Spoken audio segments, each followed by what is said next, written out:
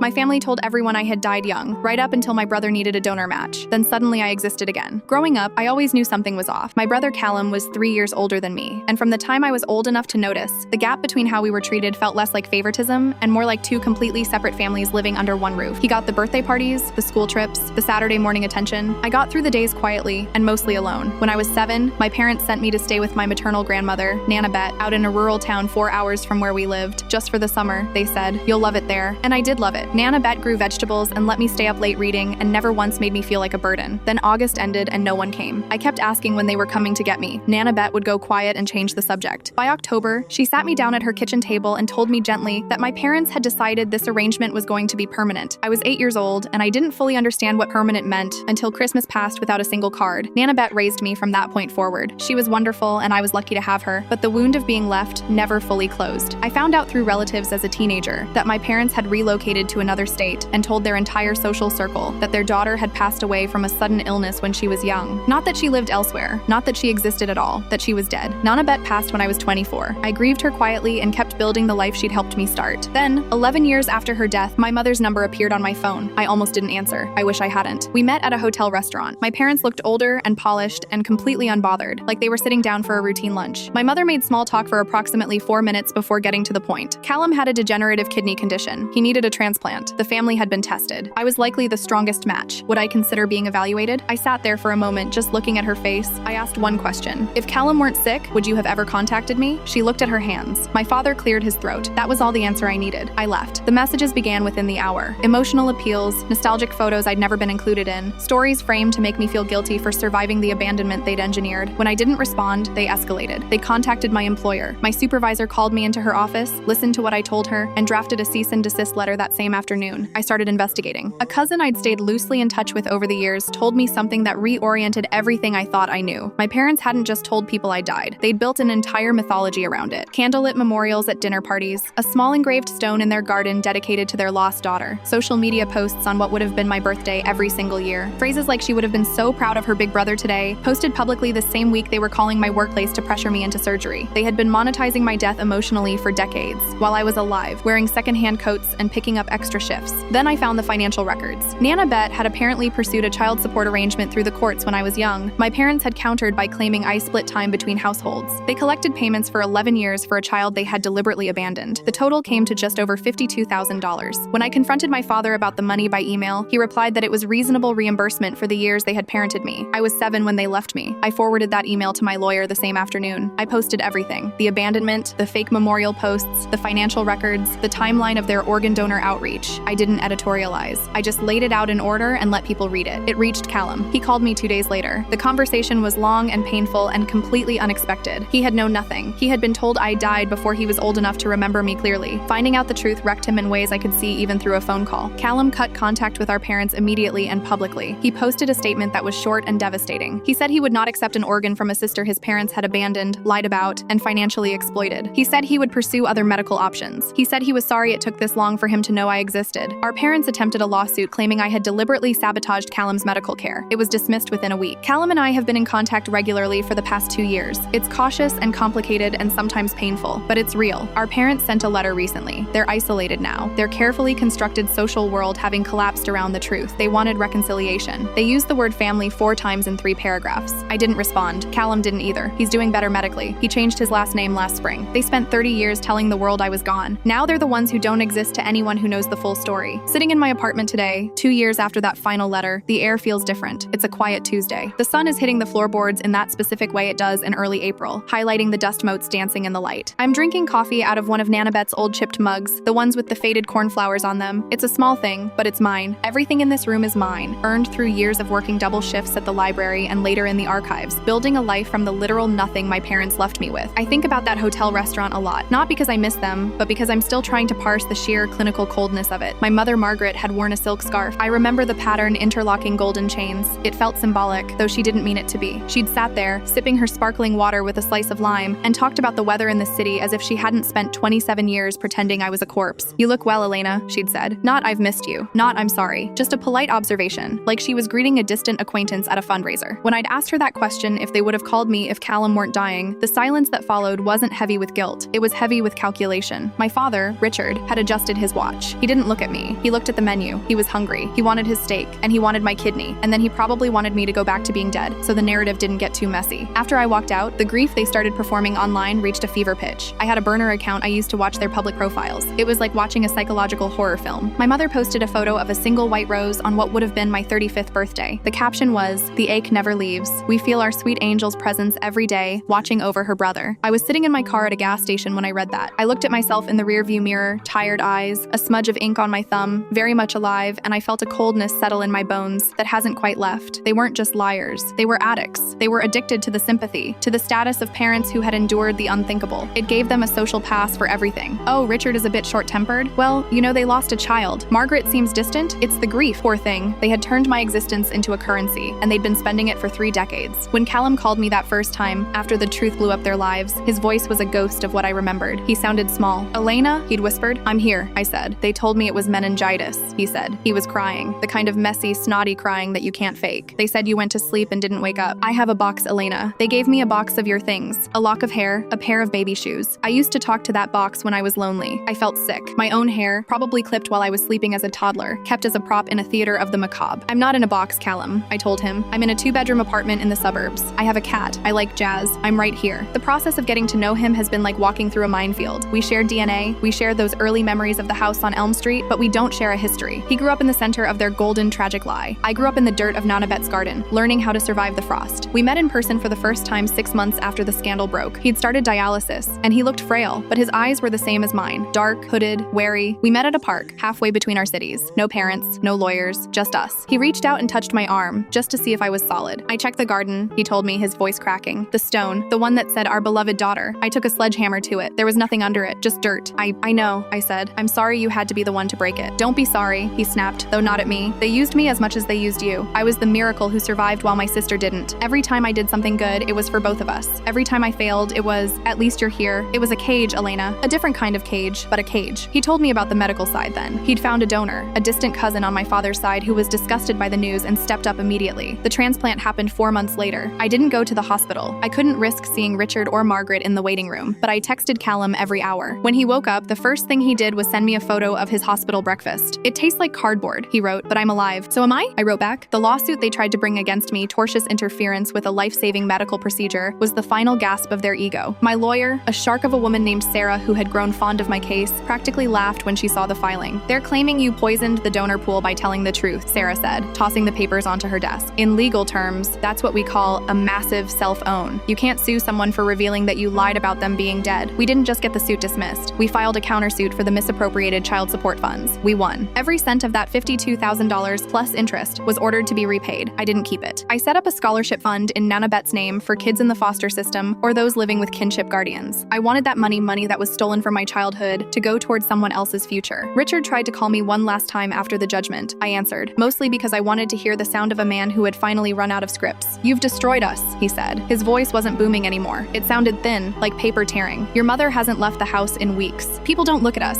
They cross the street. Was it worth it? Your own brother's health, our reputation, all for some petty grudge about the past?" "It wasn't a grudge, Richard," I said, using his first name for the first time. It felt like a weight dropping. "It was an audit. I just balanced the books. You spent 30 years pretending I was dead. I'm just giving you what you wanted. As far as the world is concerned, the people who raised Callum and abandoned me don't exist. You're the ghosts now." I hung up before he could respond. "Now, Callum and I are planning a trip. Nothing fancy, just a weekend at the coast. He wants to see the ocean. He says he feels like he's seeing everything for the first time, now that the grief has been lifted from his shoulders. I still have bad days. Days where I see a mother and daughter in a store, and I have to leave the aisle because my throat gets too tight. Days where I wonder if there's something fundamentally unlovable about me that made them choose a lie over a daughter. But then I look at the cornflower mug. I look at the cat sleeping on the rug. I look at the text message from Callum asking what kind of snacks I want for the road trip. I am 37 years old. I am alive. I am healthy. And for the first time in my life, I am not a tragedy. I am just a woman, sitting in the sun, waiting for the coffee to get cold so I can start my day. The coastal air was sharp and smelled of salt and rotting kelp, a scent that felt honest in a way the sterile air of my childhood home never had. Callum was leaning against the railing of the pier, his windbreaker puffing out in the breeze. He looked better. There was color in his cheeks that hadn't been there a year ago, a steadiness to his hands that suggested the new kidney and the new life was taking hold. "You know," he said, not looking at me, but at a fishing boat struggling against the chop of the waves. "They sent me another email from a new address. I think they realize I've blocked all the old ones." I gripped my paper coffee cup, feeling the heat seep into my palms. What did they say this time? The usual. Margaret's health is failing. Richard's heart isn't what it used to be. They called it the twilight of their lives and said it it would be a moral stain on us if we let them die alone. He let out a short, dry laugh. The moral stain. That's a hell of a phrase coming from people who bought a headstone for a living child. I looked out at the horizon. It's the final stage of the performance, Callum. They've lost the audience, so they're trying to guilt the stagehands into staying. We walked down to the beach, our boots sinking into the wet sand. Small details of the world felt magnified lately. The way the tide left behind intricate patterns in the silt, the cry of a seagull that sounded more like a laugh than a scream. I found myself noticing the things Nanabet would have pointed out, the resilience of the beach grass, the way the pebbles were smoothed down by years of being battered. Do you ever feel guilty? Callum asked suddenly. He stopped walking and looked at me, his brow furrowed. Not about the money or the truth, but about the silence.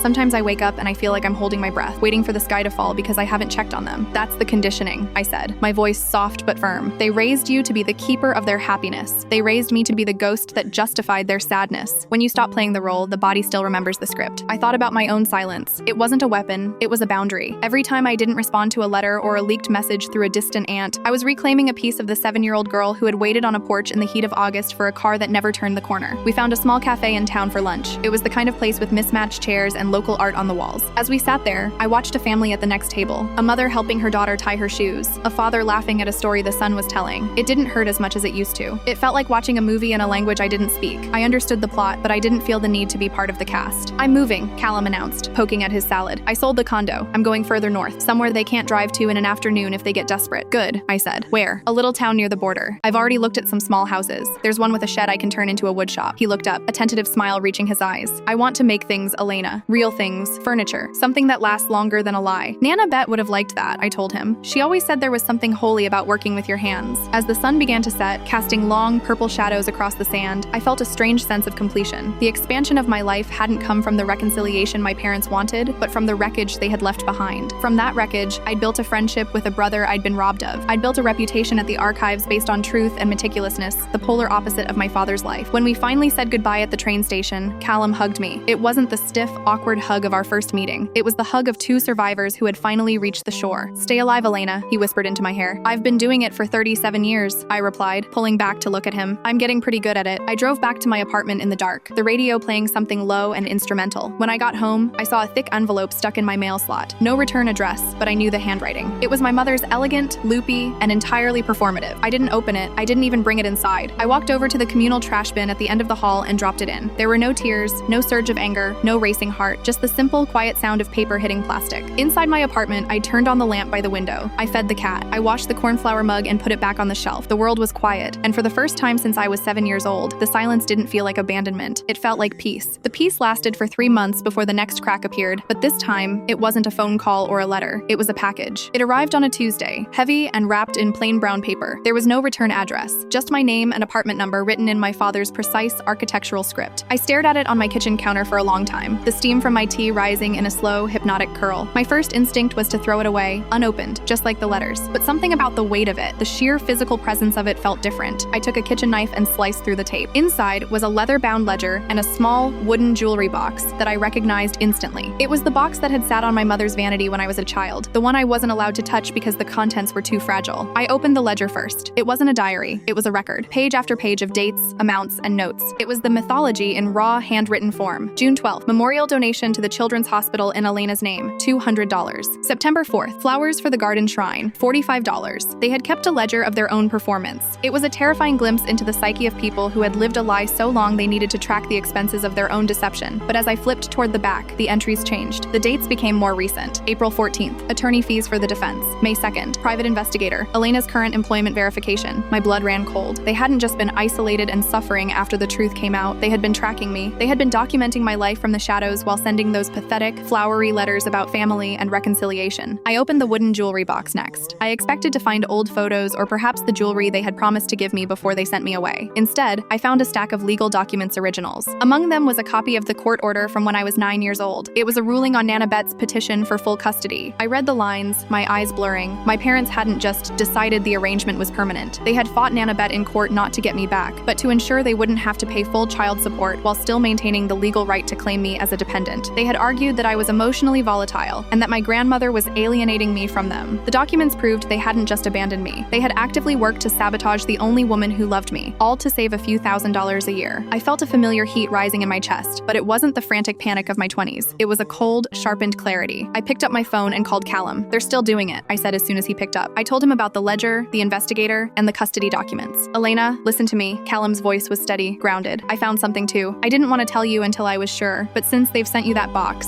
I think they're preparing for a final act. They've put the house on Elm Street up for sale. The house? They love that house. It's the stage for their whole lives. They're selling it because they're broke, Elena. The legal fees, the loss of their social standing. Richard lost his consultancy firm after the story hit the local papers. Nobody wants to be advised by a man who faked his daughter's death. They're desperate. The realization hit me like a physical blow. The package wasn't an apology. It wasn't even a confession. It was a hand reaching out from a sinking ship, trying to pull me under with them. By sending me these documents, they were trying to involve me in their collapse, hoping I'd feel enough familial duty to step in and save them from the consequences of their own choices. What are you going to do? Callum asked. I'm going to do what I should have done years ago, I said. I'm going to finish the story. I didn't call a lawyer this time. I didn't post on social media. I took the ledger and the custody documents to the archives where I worked. I spent the weekend using the professional grade scanners to digitize every single page. I created a file, a complete, undeniable record of 30 years of fraud, emotional abuse, and financial manipulation. Then, I drove to the house on Elm Street one last time. The for sale sign was staked into the manicured lawn. The garden stone, the one Callum had smashed, was gone, replaced by a patch of fresh mulch that looked like a scar. I walked up to the front door and taped a single envelope to the wood. Inside was a flash drive containing the digitized files and a short note. I have everything now. The ledger, the investigator reports, the custody filings. I have sent copies to Callum, my lawyer, and the local prosecutor's office to review the decades of tax fraud and child support manipulation. If you ever contact me, Callum, or my place of work again, I won't just post this online. I will spend every cent of the money you were forced to pay me back to ensure this record is the first thing anyone sees when they search your names for the rest of your lives. You spent 30 years telling the world I was dead. This is me making sure the truth stays alive. I didn't wait for them to come to the door. I walked back to my car, my heart beating a slow, steady rhythm. As I drove away, I looked in the rearview mirror. The house looked small. It looked like a movie set after the cameras had stopped rolling and the lights had been turned off, just hollow wood and painted glass. I drove 4 hours out to Nanabet's old town. Her house belonged to someone else now, a young couple with a toddler who had painted the shutters a bright, cheerful blue. I didn't stop there. I drove to the small cemetery on the hill where she was buried. I sat by her headstone for a long time. I didn't cry. I just told her about the scholarship. I told her about Callum's woodshop and the blue shutters on her old house. I'm okay, Nana, I whispered, resting my hand on the cool stone. I'm not a ghost anymore. When I got back to the city that night, there were no messages on my phone. No alerts, no threats, no pleas. The silence was absolute. I went into my kitchen and made a sandwich. I sat at my table, the one with the sunlight and the dust motes, and I ate in the quiet. The ledger and the wooden box were in the trash. The files were safe. My brother was safe. The story was over. And for the first time in my life, I was the one who got to write the ending.